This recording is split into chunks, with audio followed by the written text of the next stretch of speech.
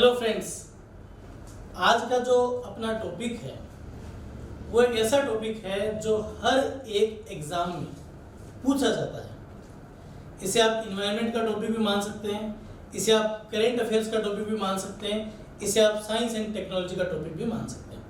आज हम green house effect और ग्लोबल वार्मिंग जैसे टॉपिक पर चर्चा करेंगे और मेरा ये प्रयास रहेगा इस टॉपिक को इतने सरल तरीके से मैं आपको समझा पाऊं ताकि कोई कंफ्यूजन ना रहे।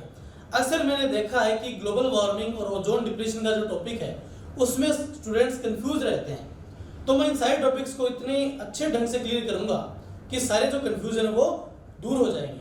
तो आइए हम इस टॉपिक पर चर्चा शुरू करते हैं।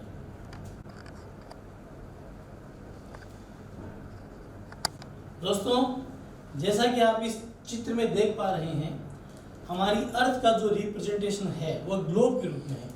तो इस चित्र को आप ध्यान से देखिए, ये आपका ग्लोब है और ये चारों तरफ से बर्न हो रहा है, यानी हमारी धरती का तापमान लगातार बढ़ रहा है और ग्लोबल वार्मिंग इसे ही कहा जाता है। जब हमारे ग्लोब का, ये आप ग्लोब देख रहे हैं, इसका जो एवरेज टेम्परेचर है वो अगर लगातार बढ़ता रहे, यही परिघटना ग्लोबल वार्मिंग कहलाती है। तो इसको सरल शब्दों में या सरल भावार्थ में यूं समझिए कि हमारे ग्लोब का जो एवरेज टेम्परेचर है वो लगातार बढ़ रहा है, यानी दुनिया में जितने भी स्थान हैं उनका तापमान लगातार बढ़ता जा रहा है। इसे हम क्या कहते हैं? Global warming. अब ये किस कारण से है उस पर हम डिटेल में चर्चा करेंगे।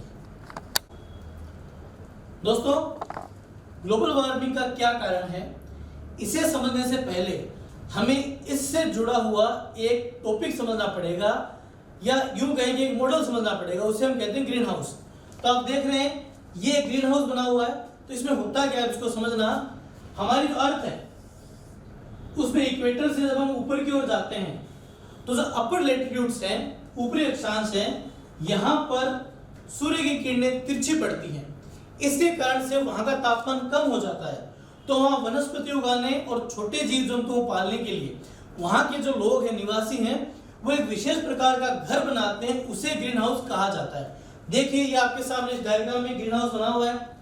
इस ग्रीन हाउस की संरचना इस प्रकार की होती है कि उसमें अगर सूर्य की किरणें एक बार प्रवेश कर जाएं तो बाहर आसानी से नहीं निकल सकती हैं और इसके अंदर कुछ ग्रीन हाउस गैसों की भी व्यवस्था की जाती है। तो कुल मिलाकर इस प्रक्रिया से, इसकी संरचना से, इसके अंदर का जो तापमान है, जो एवरेज टेम्परेचर है, वो आसपास के वातावरण की तुलना में बढ़ जाता है।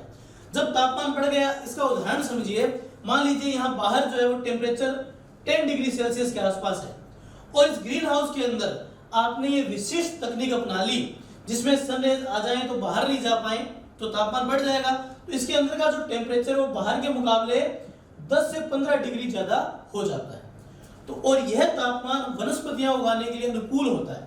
तो इसके अंदर प्लांटेशन किया जाता है, पेड़ पौधे, सब्जी वगैरह लगाई जाती है और ये अंदर से हरा भरा होता है। इसीलिए इसे क्या कहा जाता है? Green house. हमारा जो ग्लोबल वार्मिंग है वो इसी कंसेप्ट पे आधारित है। हालांकि इस ग्रीन हाउस का ग्लोबल वार्मिंग से कोई संबंध नहीं है। हमने अवधारणा को स्पष्ट करने के लिए ऐसा उदाहरण लिया है। दोस्तों, इस डायग्राम को ध्यान से देखिए। यह ग्लोबल वार्मिंग का एकदम स्पष्ट और सरल चित्र है। इसमें आप देख रहे हैं सूर्य से किरणें धरातल तक आती हैं।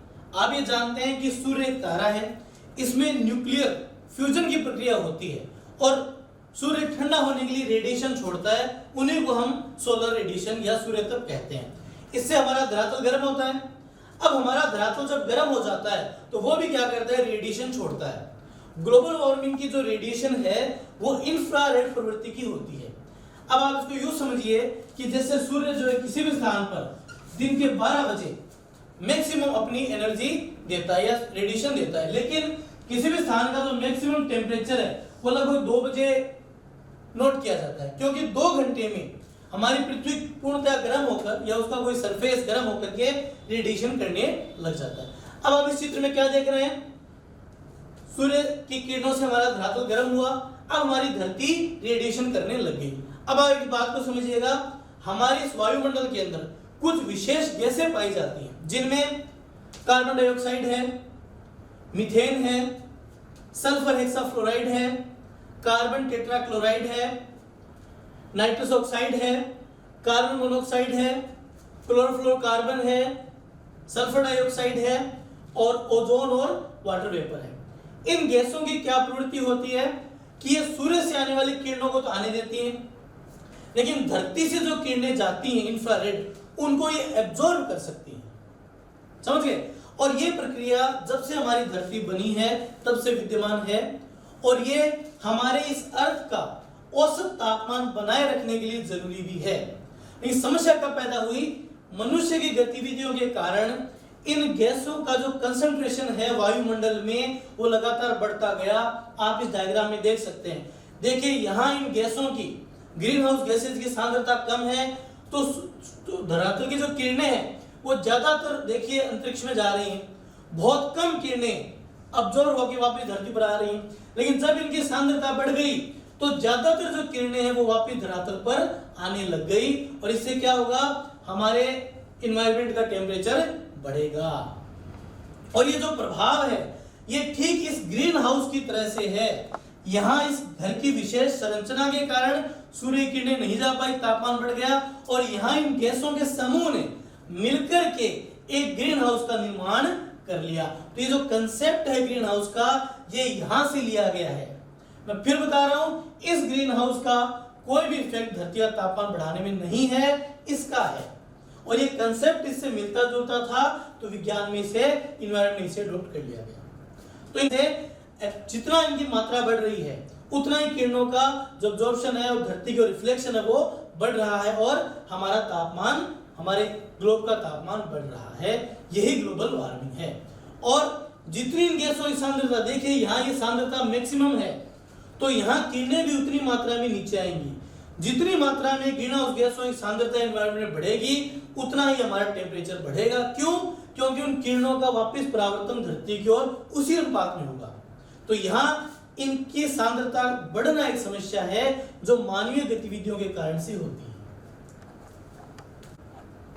उम्मीद आप समझ गए होंगे कि ग्रीन हाउस इफेक्ट्स और ग्लोबल वार्मिंग क्या है। अब हम बात करते हैं इसके प्रभावों की। चूंकि इसके खूब सारे प्रभाव हैं तो उन सभी प्रभावों को डिटेल से मैं अगले टॉपिक में या अगले वीडियो में अच्छी तरह से अपलोड करूंगा। यहाँ इसका जो मुख्य प्रभाव है वो मैं आपको समझाने का प्रयास करता हूँ। इफेक्ट क्या है, इस परिघटना का इफेक्ट क्या है।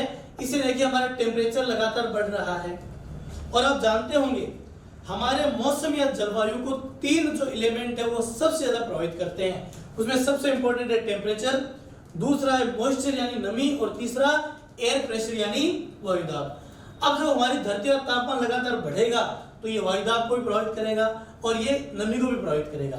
और इन तीनों के प्रभावित होने का परिणाम हम किस रूप में देखेंगे? वो है आपका क्लाइमेट चेंज।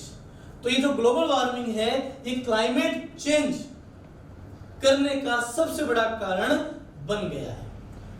और अगले टॉपिक में हम डिटेल से पढ़ेंगे कि इस ग्लोबल वार्मिंग का प्रभाव क्या पड़ता है। इसके बहुत सारे प्रभाव हैं, इसके वातावरणीय प्रभाव भी हैं, इसके सामाजिक प्रभाव भी हैं, इसके सांस्कृतिक प्रभाव भी हैं, बहुत सारे प्रभाव हैं। इसका इकोसिस्टम पर भी प्रभाव पड़ता है, वो अगले टॉपिक में डिटेल से पढ़ेंगे। पहले आप इस पूरे कंसेप्ट को समझ लेना। तो मैं इस टॉपिक को फिर समराइज कर देता हूं। सबसे पहले हमने देखा कि ग्लोबल वार्मिंग क्या है, हमारे ग्लोब का एवरेज टेम्परेचर बढ़ना। फिर हमने देखा ग्रीन हाउस क्या है। तो ग्रीन हाउस अपर लैटिट्यूड्स, जो ऊपरी अक्षांश हैं, वहां लोगों द्वारा अपनी विशेष संरचना है जिनमें वो वेजिटेशन वगैरह उगाते हैं। अब ग्लोबल वार्मिंग क्या है? तो हमारे इस वायुमंडल में कुछ गैसें पाई जाती हैं जो धरती से परावर्तित होने वाले आईआर रेडिएशन को अब्सॉर्ब करके वापस भेज देती हैं। इन गैसों का नाम मैंने आपको बता दिया। अब इन गैसों की मात्रा जितनी बढ़ रही है उतना ही अब्जॉर्प्शन बढ़ के तापमान बढ़ रहा है और ये कंसेप्ट इससे मिलता जुलता है, तो इसको हमने ले लिया ग्रीन हाउस इफेक्ट के रूप में। अब इस पूरे का प्रभाव क्या होगा? क्लाइमेट चेंज के रूप में, क्योंकि टेम्परेचर बढ़ना अन्य पर्यावरणीय तत्वों को भी प्रभावित करता है, वातावरण को प्रभावित करता है। तो मुझे उम्मीद है ये टॉपिक आपको समझ में आ गया होगा, ये आपके हर एग्जाम में काम आएगा। इससे संबंधित कोई भी सवाल हो तो आप मुझे मैसेज बॉक्स में डाल सकते हैं। अगले टॉपिक में हम पढ़ेंगे ग्रीन हाउस इफेक्ट्स या ग्लोबल वार्मिंग के पृथ्वी पर क्या प्रभाव पड़ते हैं। Thank you.